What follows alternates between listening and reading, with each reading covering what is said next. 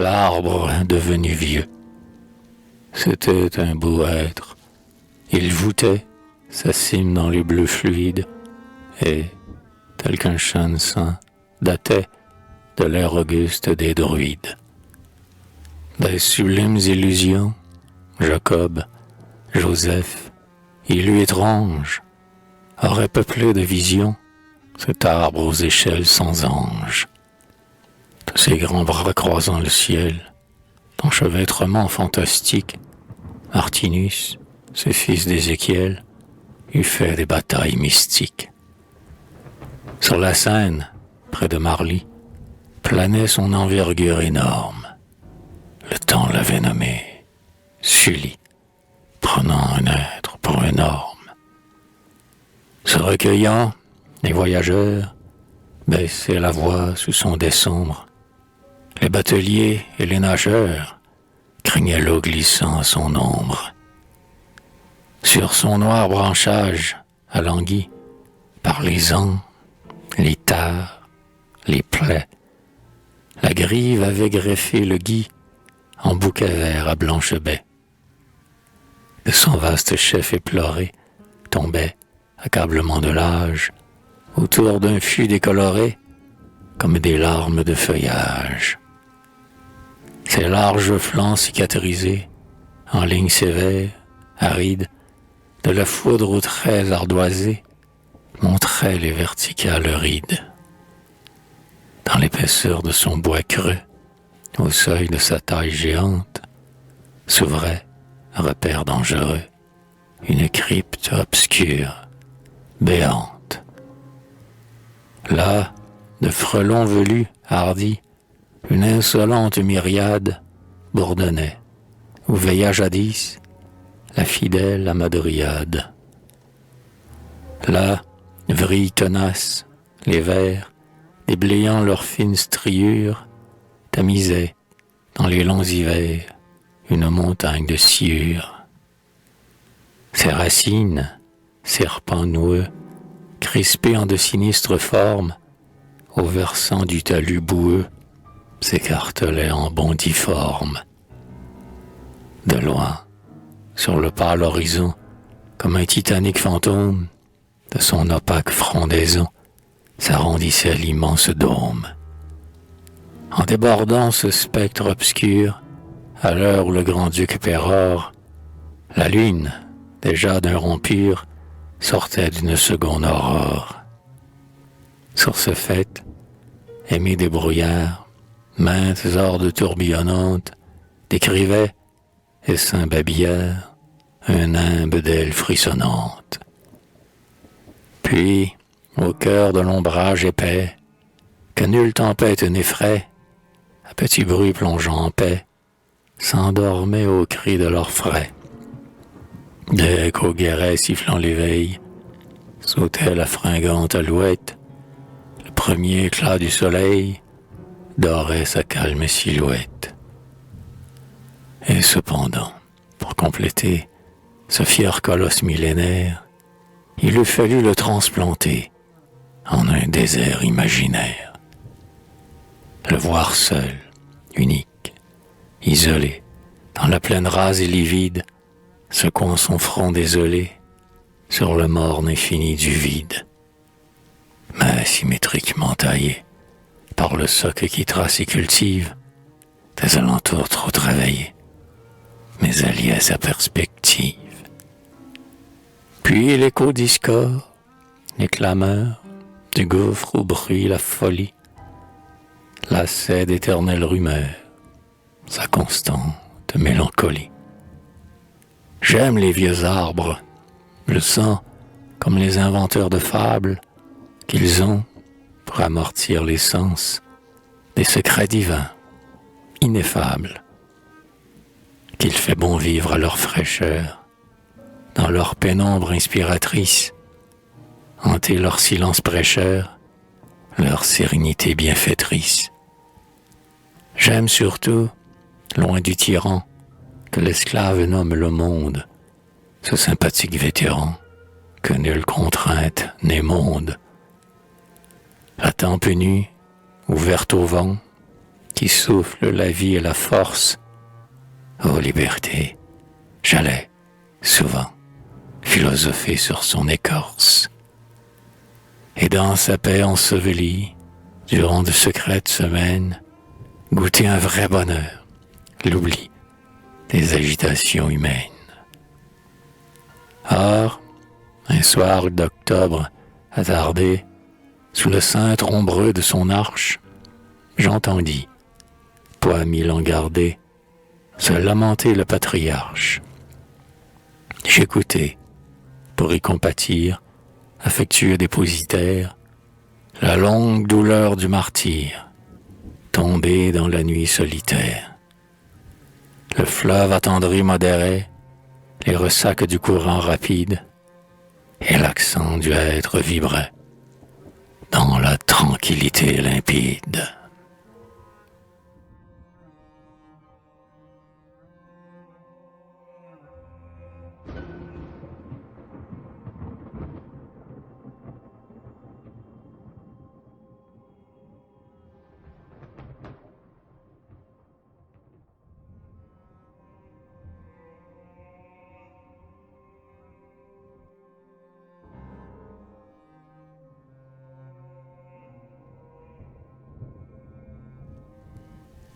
Je succombe au fardeau des temps, lenteur languissante des heures, excédé de vivre, j'attends la mort et des phases meilleures.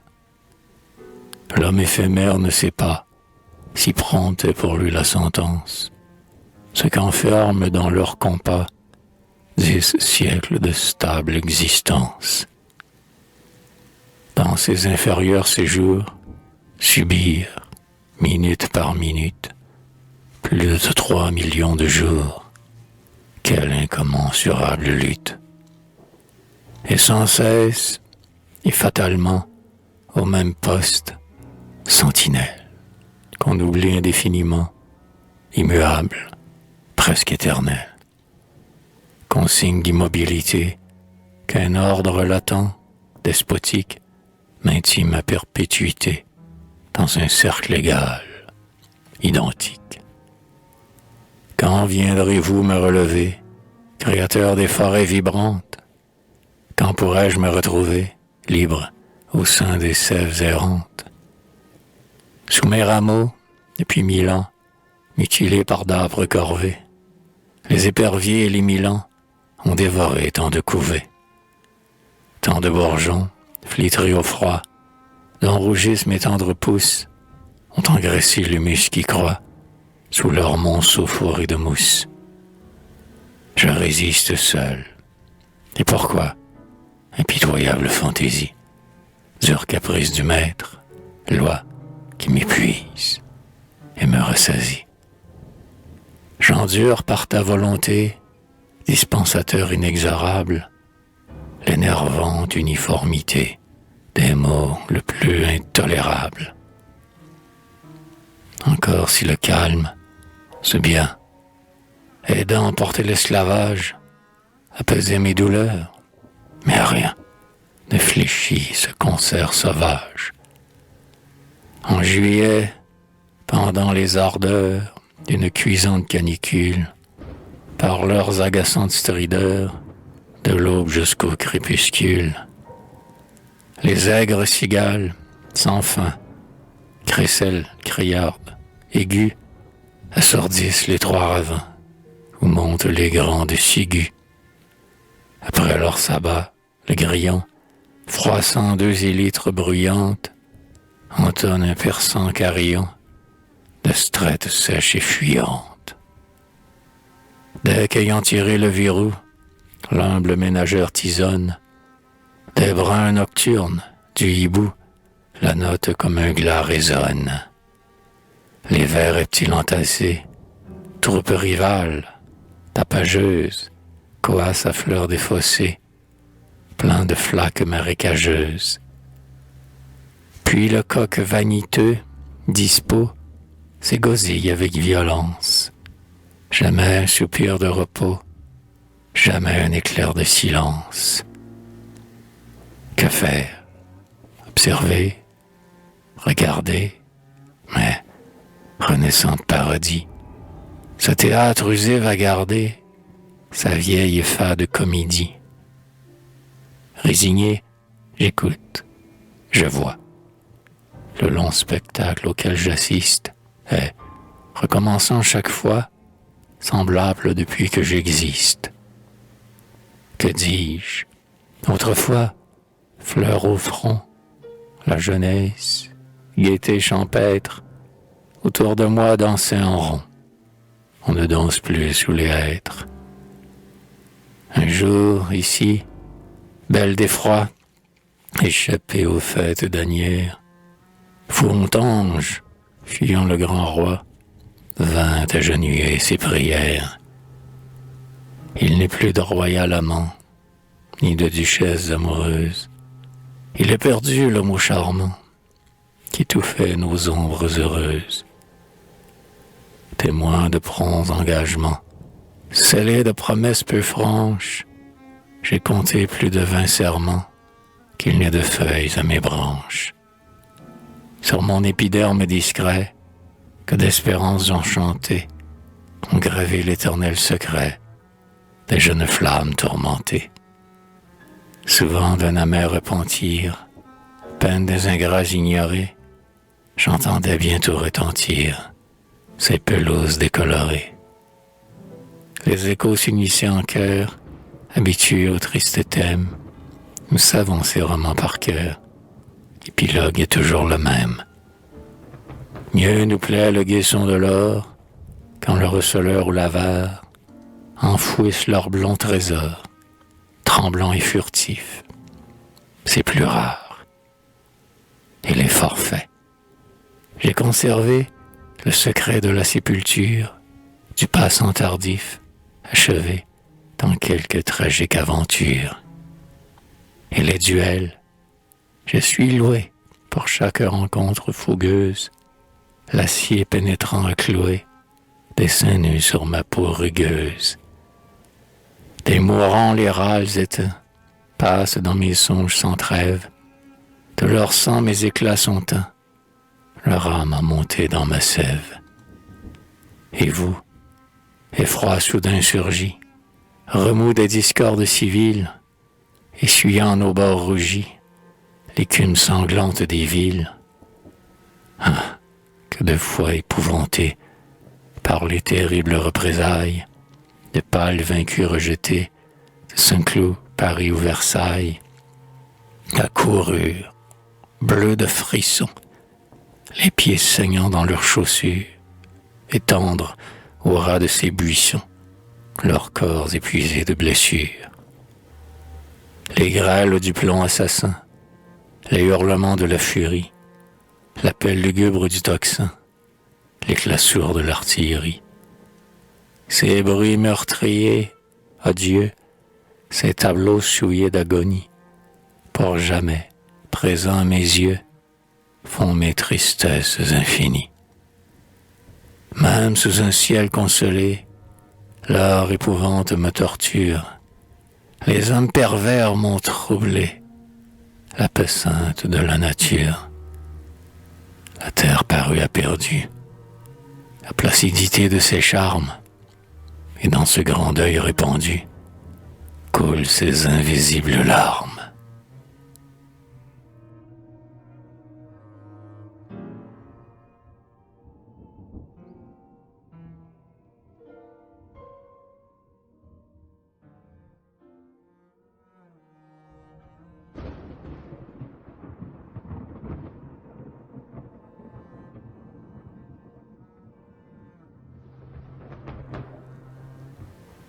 Il s'arrêta, dans l'air léger, mêlant les feuilles sur ma tête, courut un frisson messager d'une explosion de tempête.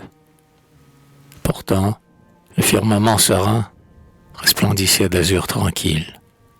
Le fleuve, d'un poli d'airain, coulait sur sa pente immobile.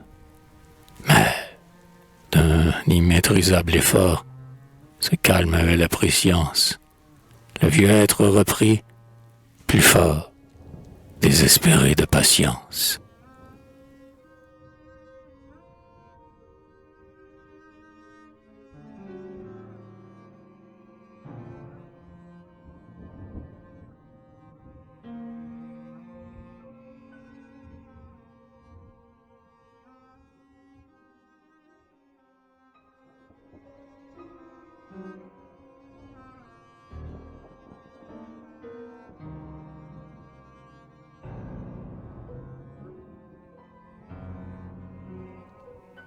Dieu juste, arrachez-moi d'ici, que ce môle éclate et s'entr'ouvre, soulevez ce sable durci qui pèse à mes pieds les couvre. Déraciner le froid vieillard avant ces nuits noires de pluie, où, dénudé par le brouillard, son squelette pleure et s'ennuie. Septentrion qui doit mugir, que ta colère me délivre, penser et ne pouvoir agir, équité divine, est-ce vivre? Créé pour cette immensité, sur moi sans voile suspendu, je veux ma part de liberté dans l'universelle étendue. Mes droits sont anciens, j'ai tant vu tomber de mes frères à Seine, vers Honfleur, de bois dépourvu, de leur vie à porter la Seine. Ils sont partis, je suis resté, sommet néfaste, monotone, maudissant cette humilité qui m'épargne encore lorsqu'il tonne. Quand de l'Occident essoufflé, en son ronflant buxin de cuivre, la fureur s'acharne. Ébranlé, j'étire mes bras pour le suivre.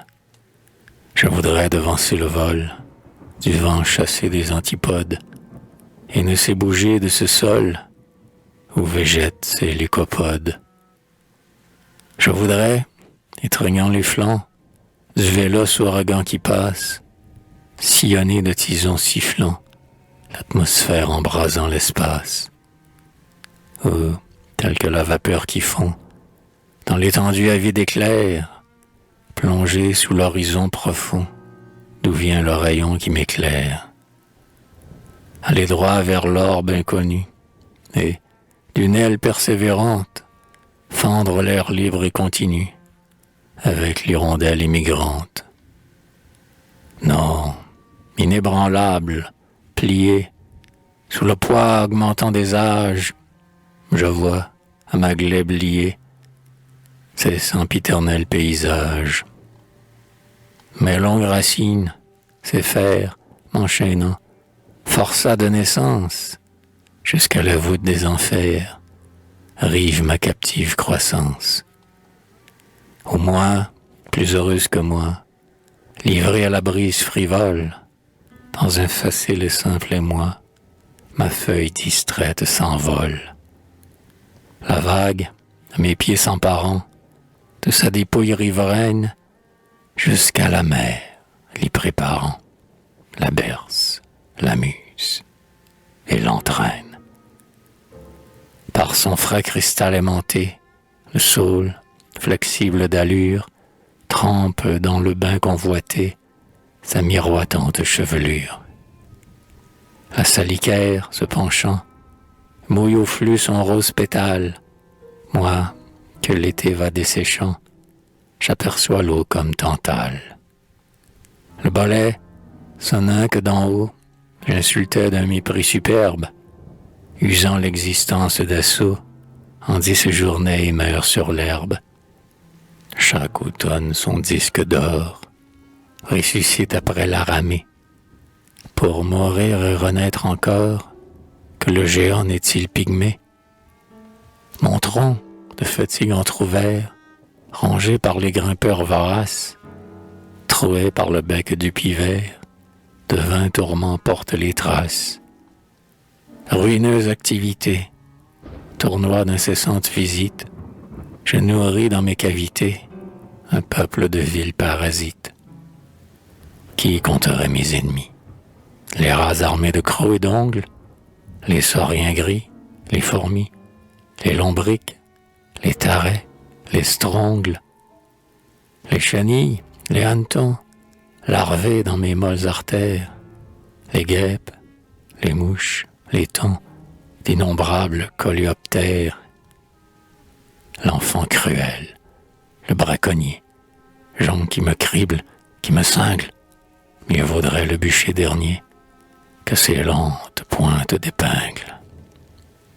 Avec quel sourire j'attends, après les coups de la cognée, l'effort des câbles insistants, fin du supplice, bien gagné. tout sort m'apparaît moins amer. Je préfère, à ce long outrage, sombrer, et de terre ou de mer, dans l'incendie ou le naufrage. Au lieu de moisir incrusté dans ce tuf que le silex pave, quel bonheur, sur l'onde emportée, de voguer proue et même épave. De voir s'abaisser les niveaux de ces lointains invariables, d'aborder, au pays nouveau, les destins rêvés, enviables. Après l'inerte fixité, la mort, la nature asservie, connaître la mobilité, le hasard, l'imprévu, la vie. Heureux le libre moucheron qui s'élance aux rives prochaines, je bénirai le bûcheron dont la hache rompra mes chaînes.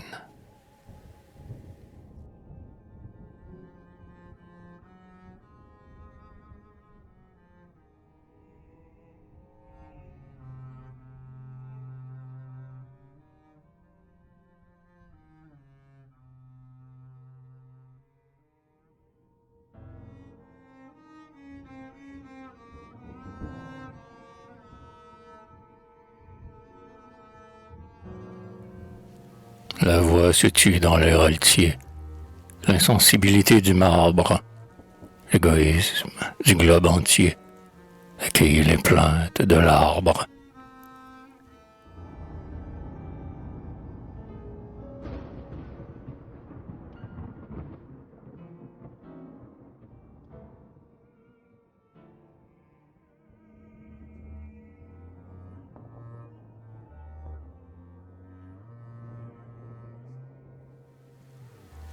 L'an d'après, j'étais revenu. On revient souvent quand on aime. Le long du rivage connu, feuilleter l'éternel poème. Un souffle moirait les blés mûrs. Midi brûlait. L'ombre solaire, étroite et bleue au nord des murs, les ourlets d'une frange claire. 10 grands mois étaient révolus. Un siècle. Je cherchais l'être. Ce splendide ami n'était plus. Ainsi des martyrs de l'être. La mort les abrège toujours. Insensé vraiment qui l'invite à se hâter à son secours. N'y vient-elle pas assez vite? L'envieux s'était embarqué. Un ingénieur en tournée avait trouvé beau, puis marqué, pour une haute destinée. Qu'était devenu ce penseur qui, m'a ponton d'abordage, garde-côte, au vent défenseur, plancher et vulgaire échafaudage. Était-il plus heureux? Qui sait? Les avenirs pleins de merveilles que son vif désir traversait, allaient-ils ces austères veilles? Dans les parcours éoliens, l'âme du cadavre léger regrette-t-elle ses liens et sa félicité forgée? Qu'es-tu, lendemain du trépas? Peut-être, éblouissant mystère, l'inconnu rêvé n'a-t-il pas ce qu'en croit deviner la terre? De l'aube des temps jusqu'au soir, posant la fin du grand principe, sphinx éternel, tu peux t'asseoir. Il ne passera point d'Oedipe. Garde l'impénétrable loi, tout arrivant cherche et succombe. S'il est une énigme, c'est toi, secret, absolu, d'outre-tombe. L'homme voit, au cycle des cieux, un astre, 2 siècles d'avance. Le calcul certain de ses yeux prédit son cours et le devance. Mais, pour sa propre éternité, sa préscience est inféconde. Du jour qui suit son jour compté, que sait-il? Pas une seconde. L'être était mort, c'est le fait. Et le problème, je l'ignore. Mais juillet vivant triomphait, flambant d'un mirage sonore. Mais sur le tertre reverdi, où l'herbe comblait les crevasses, du tronc à peine refroidi, remontait sans rejet vivace. Mais sur l'un d'eux, souple roseau, balançant brise soyeuse, s'extasiait d'un jeune oiseau, les fugues fraîches et joyeuses. L'hirondelle en détour charmant, piquant les ondes transparentes, de saphir et de diamant, perlait ses courbes enivrantes. Le fleuve ravi mesurait les fuites du courant rapide, et la vie ardente vibrait dans la sérénité limpide.